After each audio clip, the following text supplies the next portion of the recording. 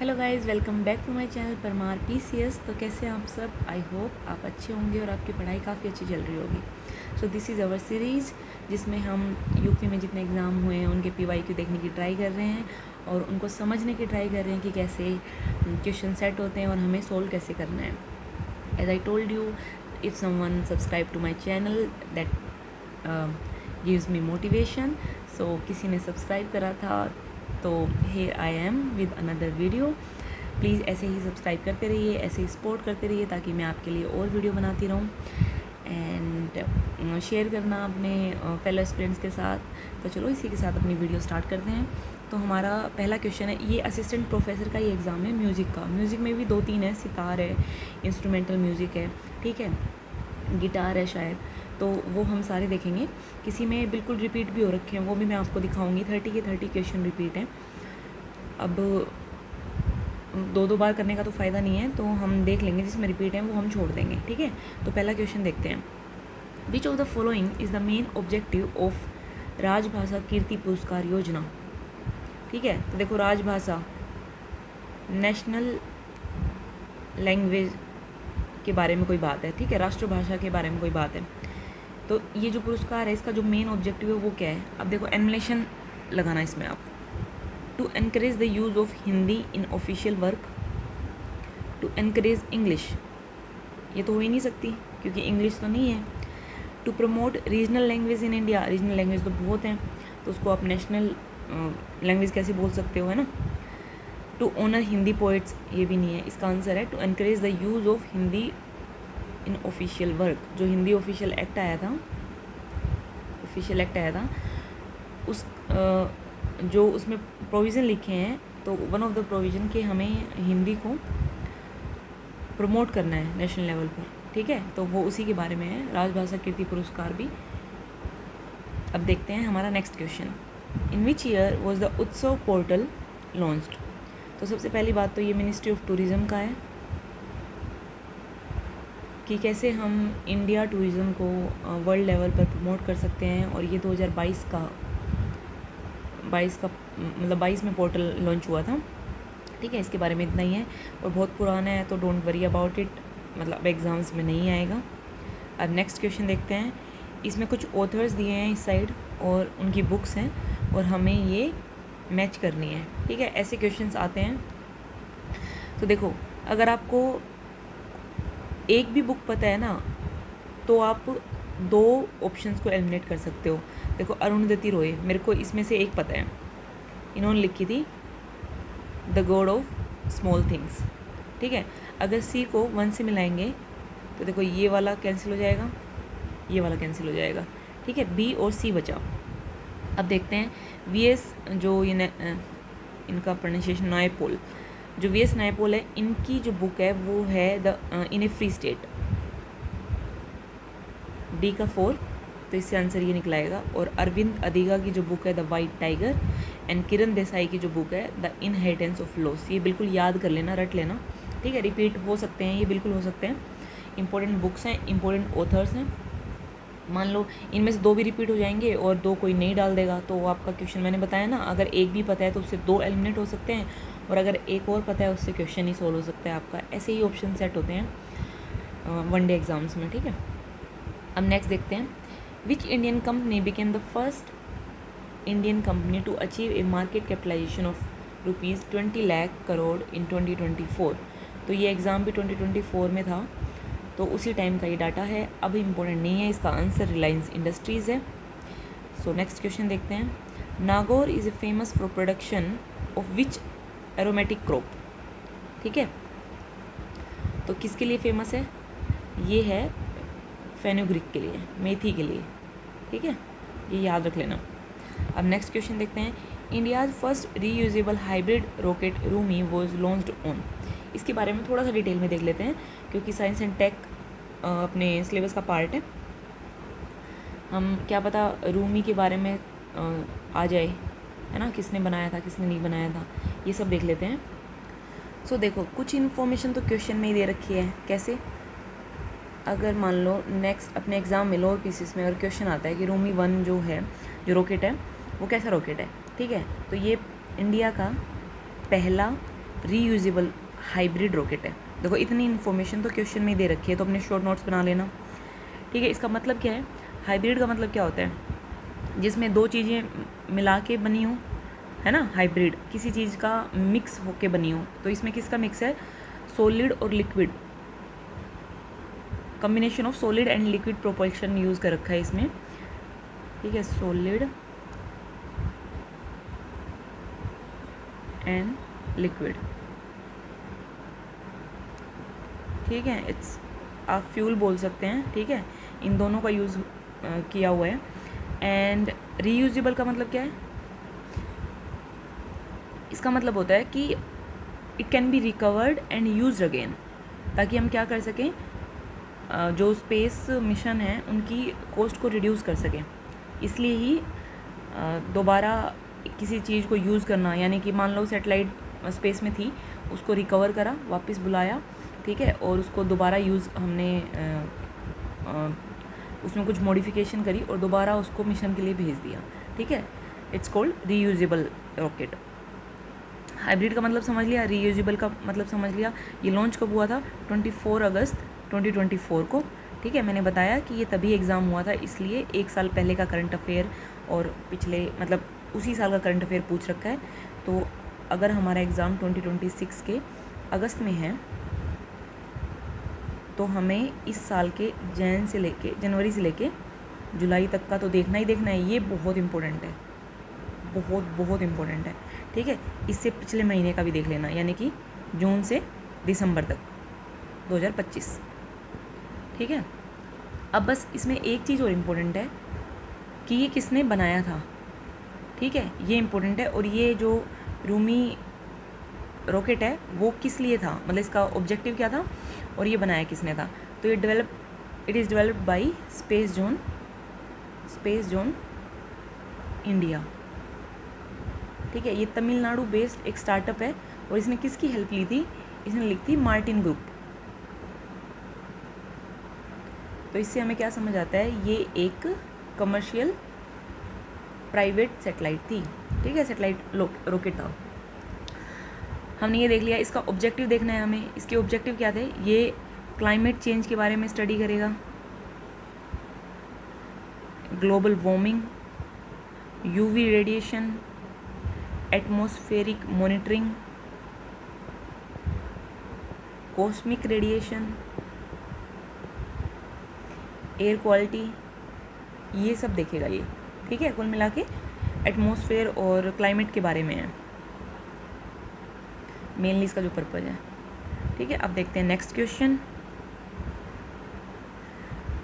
देखो ऐसे क्वेश्चन आपने देखा होगा, लेखपाल में भी देखा होगा, ठीक है, और आपने पेट में भी देखा होगा, और जो आने वाला पेट है 2026 में ऐसे क्वेश्चन आएंगे और लोअर पीसीएस में भी आएंगे, ठीक है। ये तो ओवरऑल इंडिया की दे रखी हैं। जब आप यूपी स्पेशल पढ़ो ना, तो उसमें ध्यान रखना, मेरी एक सीरीज़ है जिसमें मैं यूपी स्पेशल करा रही हूँ, मैं उसमें कराऊंगी जो फेमस इंस्टीट्यूशन है यूपी में वो कहाँ पे हैं, ठीक है। ये क्वेश्चन बहुत पूछता है, यूपी के एग्ज़ाम्स में स्पेशली पूछे जाते हैं। तो हम देख लेते हैं इसका। देखो ग्लोबल ओपन यूनिवर्सिटी पूछ रखी है, Netaji Subhash Chandra Bose open university, Vardhaman Mahavir open university and Pandit Sundarlal Sharma open university. Option दे रखे हैं कोटा, कोलकाता, बिलासपुर और दीमापुर, ठीक है। ये कहाँ कहाँ हमें मिलानी है। तो देखो अगर एक भी पता है तो दो ऑप्शन एलिमिनेट हो सकते हैं, जैसा कि मैंने ऊपर क्वेश्चन में बताया था। तो जो ग्लोबल ओपन यूनिवर्सिटी है वो कहाँ पे है, दीमापुर में है, ठीक है। और ये कहाँ पे है, ये नागालैंड में है,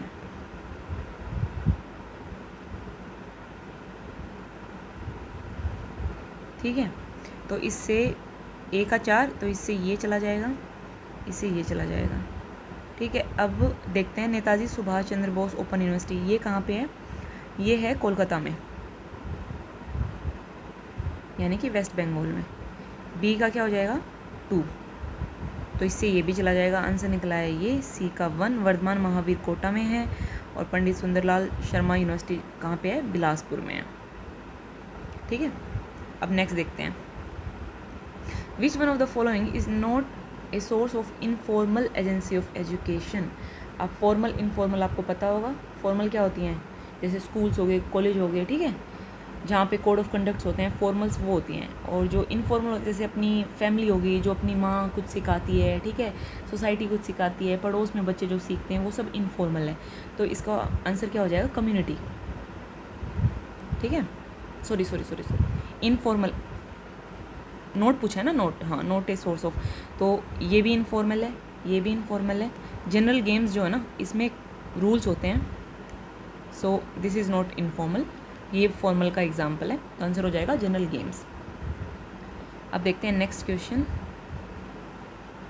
ये हमारे काम का नहीं है,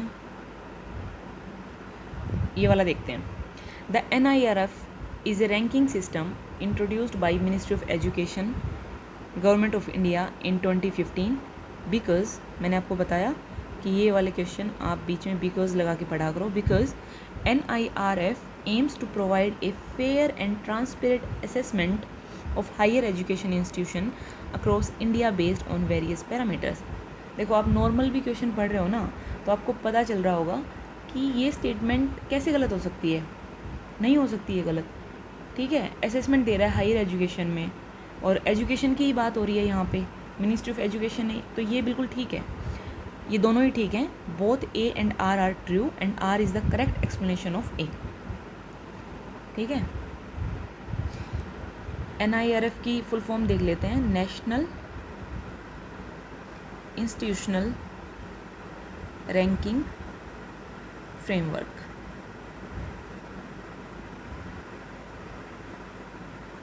दो 2015 में ही लॉन्च हुआ था, याद रखना, शॉर्ट नोट्स बना लेना, मिनिस्ट्री ऑफ एजुकेशन ने ही किया था। और ये क्या करता है, ये रैंक करता है हायर जो एजुकेशनल इंस्टीट्यूशन है इंडिया में, और based on various performance parameters. ठीक है, पैरामीटर्स क्या क्या हैं, जैसे teaching and learning and resources, research and professional practice, graduation outcomes कैसे हैं, आउटरीच एंड इंक्लूसिविटी कैसी है, ठीक है, परसेप्शन, ये सब। तो ये इंपॉर्टेंट नहीं है किन पैरामीटर्स पर, आप ये याद रखना NIRF करता क्या है और ये कब लॉन्च हुआ था, 2015 में। ठीक है, अब नेक्स्ट देखते हैं, ये भी इतना इम्पोर्टेंट नहीं है, ये भी इम्पोर्टेंट नहीं है। अब यहाँ से क्वेश्चन देखते हैं, क्वेश्चन नंबर 13। देखो, कंप्यूटर के क्वेश्चन है, which of the following is not a component of an ICT system. ठीक है, यानी कि इंफॉर्मेशन एंड कम्युनिकेशन टेक्नोलॉजी के कौन से मेन कंपोनेंट नहीं है। तो देखो, हार्डवेयर है, सॉफ्टवेयर भी है, इंफॉर्मेशन भी है, बायोमेट्रिक सेंसर नहीं है। ठीक है, ये नहीं है। तो देखो, जो ICT सिस्टम होता है, उसमें जो मेन कंपोनेंट होते हैं वो यही होते हैं, हार्डवेयर, सॉफ्टवेयर एंड इंफॉर्मेशन। ठीक है, सो ये क्या करते हैं, these work together to collect process, store and share information. ठीक है, और जो ये बायोमेट्रिक सेंसर है ना, दिस इज़ ओनली ए, मतलब ये हम ये नहीं बोल सकते कि बेसिक कंपोनेंट है सारे इंफॉर्मेशन सिस्टम का। This is only an input device used in specific system for authentication, जैसे कि आधार में यूज होता है। ठीक है, तो ये मेन कंपोनेंट नहीं है। अब देखते हैं next question, the memory of the computer which is programmed at the time of its manufacturing is called as. तो इसका आंसर क्या हो जाएगा, इसका आंसर हो जाएगा रोम। आप ये लगा लो, जब हम कंप्यूटर को ऑन करते हैं ना, तो सबसे पहले दीज लाइक शोल्डर्स, ठीक है, ऑफ कंप्यूटर, मतलब सबसे पहले जो जिम्मेवारी पड़ती है, जो बोझ पड़ता है ना, वो रोम पे ही पड़ता है। अगर रोम में गड़बड़ी है तो आपका जो सिस्टम है वो नहीं चलेगा। एंड ये तभी प्रोग्राम कर देते हैं जब मैन्युफैक्चर करते हैं आपके कंप्यूटर सिस्टम को, उसी टाइम प्रोग्राम हो जाता है। ये क्या होता है, रैंडम एक्सेस मेमोरी है ये। ठीक है, टेम्परेरी होती है ये। जब मान लो आप लाइट चली जाती है तो इसका जो डाटा है वो लॉस हो जाता है। ठीक है, ये आपने पढ़ा होगा कंप्यूटर में। P programmable read only memory, इसको एक बार ही प्रोग्राम कर सकते हैं बनने के बाद। एंड ये क्या है, erasable programmable read only memory, ये क्या है, हम एक बार इरेज करके फिर प्रोग्राम कर सकते हैं, फिर इरेज करके फिर प्रोग्राम कर सकते हैं। ठीक है, ये हमने मेमोरी में पढ़ना है कंप्यूटर में। जिसने नहीं पढ़ा है आप प्लीज़ पढ़ लो, ये सिलेबस का पार्ट है, ठीक है। नेक्स्ट क्वेश्चन देखते हैं। विच one of the following is not an artificial intelligence tool? सबको पता होगा, क्लाउड है, ये AI है, जेमिनी AI है, चैट GPT, ये सब यूज़ करते होंगे, लेकिन गूगल प्ले स्टोर से हम क्या करते हैं, एप्लीकेशन डाउनलोड करते हैं। सो ऑब्वियसली ये नहीं है AI, है ना। नेक्स्ट देखते हैं। Which of the following is the cause of soil pollution? Ozone से क्या होती है? ओजोन तो प्रोटेक्ट करता है, स्ट्रेटोस्फेयर में होती है, इसको गुड ओजोन बोलते हैं। अगर ये ट्रोपोस्फेयर में हो तो ये बैड ओजोन हो जाती है, ठीक है। स्मोग आपको पता होगा, एरोसोल आपको पता होगा, ठीक है। ये मोस्टली ग्लोबल वार्मिंग के वो हैं। एसिड रेन जो है वो क्या करती है, इसमें सल्फ्यूरिक एसिड होता है, सल्फ्यूरिक एंड नाइट्रिक एसिड। ये जब इन दोनों का जब मिक्स होके रेन आती है उसको एसिड रेन बोलते हैं, और जब ये सोइल पे गिरती है तो सोइल को भी एसिडिक बना देती है, जिससे सोइल पोल्यूशन हो जाता है, ठीक है। नेक्स्ट क्वेश्चन देखते हैं। Limbic system is a part of, तो ये किसका पार्ट है? ये है नर्वस सिस्टम का। तो देखो लिम्बिक सिस्टम करता क्या है, this is a group of interconnected structures in brain that plays a major role in what? In controlling emotions,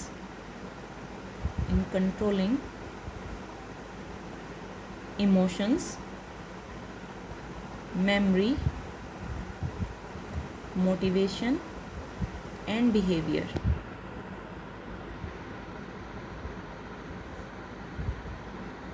ठीक है, जो इमोशनल साइड है ना वो लिम्बिक सिस्टम का मतलब ये कंट्रोल करता है, और ये किसका पार्ट होता है? नर्वस सिस्टम का।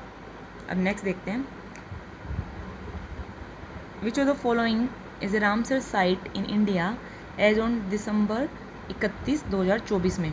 कौन कौन सी जो साइट थी? देखो अब रामसर साइट है ना, हर मतलब ऐसा भी हुआ है कि कई बार मंथ में आ जाती हैं, मतलब मंथ में 2-3 ऐड होती रहती हैं, ठीक है। तो ये वाला क्वेश्चन तो इम्पोर्टेंट नहीं है, लेकिन जब आप करंट पढ़ रहे हो ना तब आप फोकस रखना इस चीज़ पे कि रामसर साइट पूछता है। देखो PYQ जो एनालिसिस करने ना इसी को बोलते हैं कि रामसर साइट के बारे में इसका मतलब क्वेश्चन पूछते हैं। ये इंपॉर्टेंट नहीं है कि 31 दिसंबर 2024 को क्या ऐड हुआ था, लेकिन ये इंपॉर्टेंट है, ये टॉपिक इंपॉर्टेंट है। तो आप जब करंट पढ़ रहे हो ना तो इस पर एक्स्ट्रा स्टार लगाना, और याद रखना जब आप 2026 में अब अगस्त में जब एग्ज़ाम देने जाओगे तो पिछले कुछ महीनों में जो रामसर साइट ऐड हुई हैं वो आप एक जगह लिख लेना और उनको रिवाइज़ कर लेना, ठीक है। इसका आंसर है डी। नेक्स्ट क्वेश्चन देखते हैं। बैरन आइलैंड इज सिचुएटेड इन, तो ये पार्ट है, कहाँ पे सिचुएटेड है? अंडमान का पार्ट है ये, ठीक है। और बैरन के बारे में आपने फैक्ट पढ़ा होगा, it is the only active volcano of India, और ये अंडमान से लगभग 135 किलोमीटर दूर है।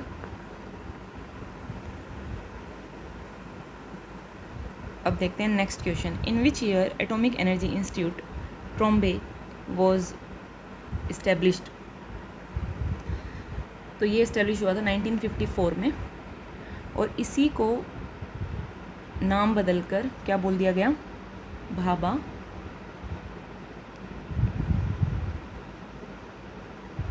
एटॉमिक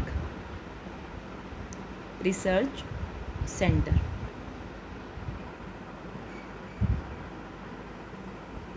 ठीक है। बार्क 1967 में इसका नाम चेंज करके ये बार्क बना दिया गया था, और इसका जो ओरिजिनल नेम था वो था एटॉमिक एनर्जी इंस्टीट्यूट, जो ट्रॉम्बे में इस्टेब्लिश हुआ था 1954। अब देखते हैं नेक्स्ट क्वेश्चन 21। कुछ रामसर साइट्स दे रखे हैं, कुछ स्टेट दे रखे हैं कि ये बताओ कि करेक्ट मैच है या नहीं। साकिया सागर MP में है या नहीं, सिरपुर वेटलैंड कहाँ पे, मतलब ये यहाँ पे हैं या नहीं। मिलाने नहीं है ये, बस ये बताने हैं जो ये इनके सामने लिखे हुए हैं, ये दीज आर द करेक्ट और नॉट। सबसे पहली बात मैंने बताया, इसका मतलब रामसर साइट एक ही पेपर में 2 बार रिपीट हो चुकी, इसका मतलब ये टॉपिक इम्पोर्टेंट है, तो रामसर साइट पढ़ लेना। अब देखो सूर सरोवर आपको पता होगा ये यूपी में है। जब मैं यूपी की जीके आपको कराऊंगी तो मैं बताऊंगी आपको, जब हम इसके नेशनल पार्क और Ramsar sites, wild life sanctuary ये सब पढ़ेंगे, ठीक है, तो मैं करा दूंगी। तो 4 तो बिल्कुल ठीक है, तो जिसमें 4 है वो रख लेंगे और हम एलिमिनेट कर देंगे। तो ये 2 ऑप्शन एलिमिनेट हो गए। साक्य सागर भी ठीक है, तो 1 और 4 इसका आंसर हो जाएगा। अब देख लेते हैं जो सिरपुर वेटलैंड है वो कहाँ पे है। देखो ये भी एमपी में ही है, ठीक है, मेनली इंदौर में। उसके बाद जो पाला है वो कहाँ पे है, ये मिजोरम में है, ठीक है। तो याद रखना जो सिरपुर है वो एमपी में है, पाला वेटलैंड कहाँ पे है, मेघालय में, साक्या कहाँ पे है, एमपी में, सूर सरोवर कहाँ पे है, यूपी में।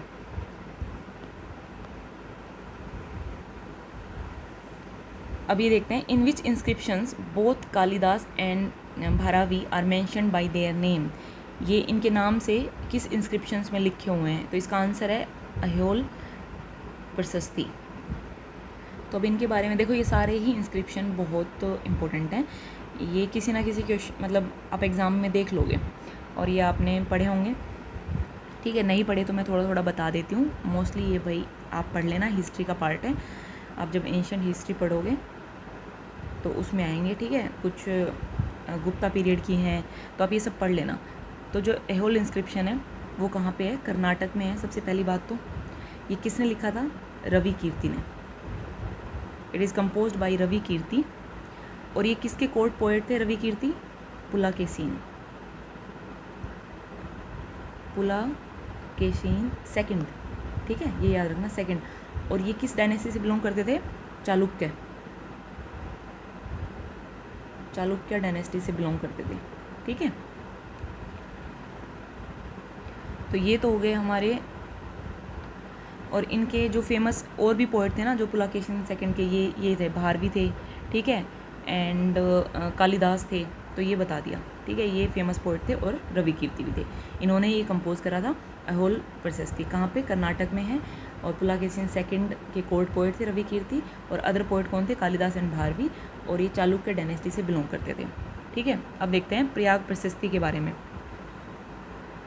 ये किसने कंपोज करी थी, ये किसने लिखी थी, हरिसेन ने, ठीक है, जो कि किसके कोर्ट पोएट थे, सबको पता होगा, समुद्रगुप्त के, समुद्रगुप्त जो कि गुप्ता डायनेस्टी से बिलोंग करते थे। और ये कहाँ पे है, इलाहाबाद में। देखो यूपी का है तो याद रखना, इम्पोर्टेंट है, ठीक है। अब देखते हैं, अहोल हमने पढ़ लिया, अयोध्या ये वाले देखते हैं। ये सुंगा डायनेस्टी जो थी उससे बिलोंग करता है, स्पेशली धनादेव, जो धनदेव थे ना किंग, उससे बिलोंग करता है।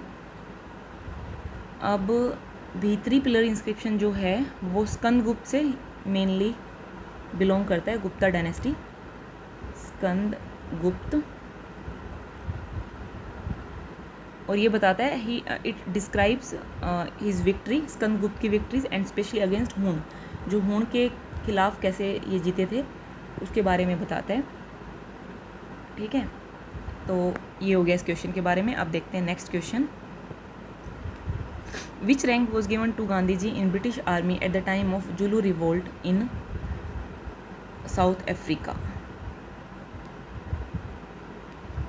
तो देखो, एक तो ये फैक्ट हमें पता चल गया कि जुलू रिवोल्ट था वो साउथ अफ्रीका में हुआ था, ठीक है, एंड ये 1906 में हुआ था। और इस टाइम पे जो गांधी जी को जो वो मिला था, रैंक मिला था, वो सार्जेंट का मिला था, ठीक है।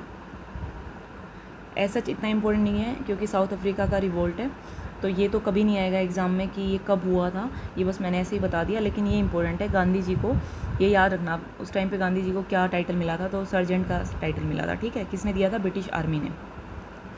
इन which language was Baburnama written, किस लैंग्वेज में लिखी गई थी ये टर्किश लैंग्वेज में लिखी गई थी, ठीक है। और ऑथर कौन थे, बाबर ही थे, इसको याद रखना। बाबरनामा किसने लिखी थी, बाबर ने ही लिखी थी। अब नेक्स्ट क्वेश्चन देख लेते हैं। The concept of PIL was originated in, कहाँ पे हुआ था, USA से।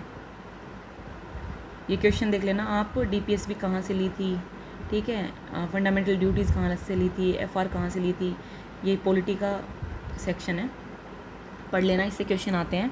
तो PIL कहाँ से ली थी? USA से ली थी। When was the first session of constitutional assembly held? कब हुआ था? 9 दिसंबर को, ठीक है, 9 दिसंबर 1946 को पहला सेशन हुआ था कॉन्स्टिट्यूशन असेंबली का।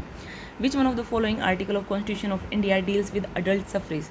आर्टिकल 3 to 6, ये आपको पता होगा, ये इलेक्शन कमीशन से है, ठीक है, और ये 326 किससे है? अडल्ट सफरेज से। What is the rank of India in the world in rice production? Second है, फर्स्ट कौन है? First is China.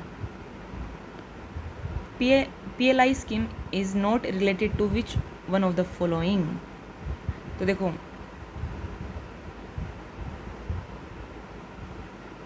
ये है प्रोडक्ट लिंक इंसेंटिव स्कीम है, और ये किससे रिलेटेड नहीं है? देखो, इसका आंसर है नन ऑफ द अबो। अगर ऑप्शन में ऑल ऑफ द अबो होता ना तो आंसर हो जाता ये ऑल ऑफ द अबो, ठीक है। तो जो प्रोडक्शन लिंक्ड इंसेंटिव है, ये लॉन्च हुई थी 2020 में to boost domestic manufacturing and make India a global manufacturing hub. तो जाहिर सी बात है, मोबाइल मैन्युफैक्चरिंग के लिए भी हुई थी, ऑटोमोबाइल इंडस्ट्री, मेडिकल डिवाइसेस, ठीक है। तो इन सब के लिए ये स्कीम थी। Under this scheme companies receive financial incentives based on increase production and sales. The schemes cover several sectors including mobile manufacturing, automobiles, medical devices, pharmaceuticals, automobiles हो गया, सॉरी फार्मास्यूटिकल्स, टेक्सटाइल्स हो गया, telecom, drones, food processing, electronics. So इसमें answer जो होगा वो none of the above होगा। अगर ऑल ऑफ द अबव होता तो आंसर ही हो जाता। Primary objective of land reform in India implemented in the post independence. तो क्या था इसमें? जिनके पास लैंड नहीं थी उनको लैंड डिस्ट्रीब्यूट करी गई थी, redistribution of land to landless farmers. और ये भी लैंड रिफॉर्म्स जो है, this is the part of our syllabus, किसमें? इकोनॉमी में साफ साफ लिखा हुआ है, तो आप प्लीज़ ये कर लेना, क्वेश्चन आ सकता है। तो इसी के साथ हमारा ये वाला क्वेश्चन पेपर भी कंप्लीट होता है। नेक्स्ट मैं म्यूजिक का ही कराऊंगी, जो इससे अलग होगा, रिपीट वाला तो करा के फ़ायदा नहीं है। सो स्टे ट्यून्ड, एंड अगर आपको वीडियो अच्छी लग रही हो तो please subscribe to my channel. And इन क्वेश्चंस को प्लीज़, कुछ भी रिपीट होंगे तो ऐसे कैसे क्वेश्चन आएंगे, आपको याद रह जाएंगे एक बार भी इनको सुन लोगे तो प्लीज़ ये वीडियो आप कर लेना। And thank you for watching, and please subscribe to my channel. Thank you.